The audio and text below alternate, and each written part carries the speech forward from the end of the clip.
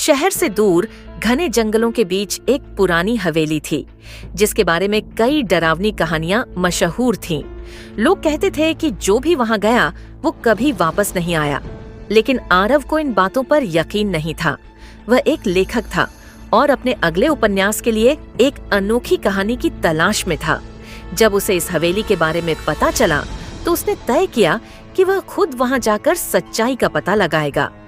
आरव अपनी कार से हवेली के सामने पहुंचा। हवेली जर्जर हो चुकी थी, दीवारों पर काई जमी थी, खिड़कियां टूटी हुई थीं और हवा में अजीब सी ठंडक थी।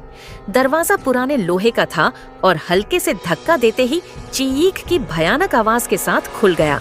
अंदर घना अंधेरा था, लेकिन आरव ने अपनी टॉर्च जला ली और आगे बढ़ा।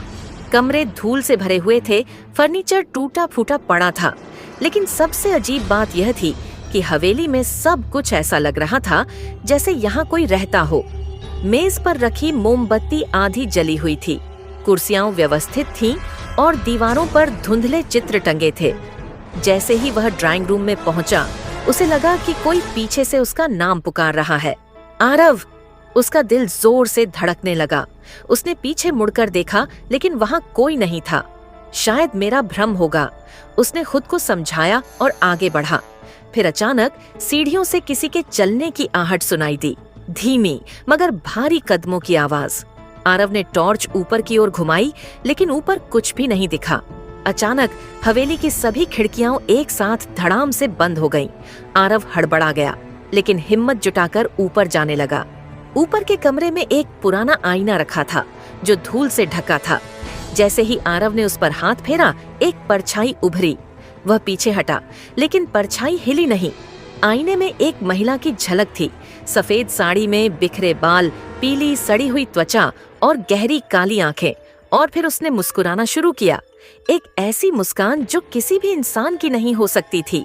आरव की सांसें तेज हो गईं। अचानक आईने में वह औरत जोर से चिल्लाई, तुम यहाँ नहीं होने चाहिए थे।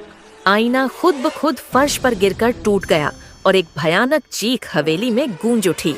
आरव भागकर हवेली से बाहर निकलने लगा, लेकिन तभी उसे दीवार पर कुछ अजीब दिखा। वहां खून से एक नाम लिखा था, अनामिका। उसने किताबों की अलमारी को सरकाया तो पीछे एक गुप्त दरवाजा मिला। अंदर घुसते ही उसे एक छोटी सी कोठरी दिखी, जहां जंजीरों से जकड़ी एक कंकाल जैसी लाश पड़ी थी। आरव समझ गया कि यह हवेली किसी अपराध का गवाह थी। ये महिला कभी जिंदा थी, लेकिन किसी ने इसे बेरहमी से मार दिया और यहाँ बंद कर दिया। और तभी एक सर्द हाथ ने उसका कंधा पकड़ लिया। अब तुम भी यही रहोगे? आरव चीखता हुआ भागा, लेकिन दरवाजे खुद ब खुद बंद हो गए। खिड़कियां बंद थीं। वह बाहर निकलने के लिए चिल्लाया, लेकिन हवेली में केवल उसकी ही आवाज गूंज रही थी। धीरे धीरे अंधेरा उसे निगलने लगा। अगली सुबह कुछ ग्रामीण हवेली के पास से गुजरे तो उन्होंने देखा आरव की कार वहीं खड़ी थी, लेकिन अंदर कोई नहीं था। आज भी जो हवेली के पास जाता है वह आरव की चीखें सुन सकता है, लेकिन कोई नहीं जानता कि वह कहाँ गया। कैसी लगी यह डरावनी कहानी?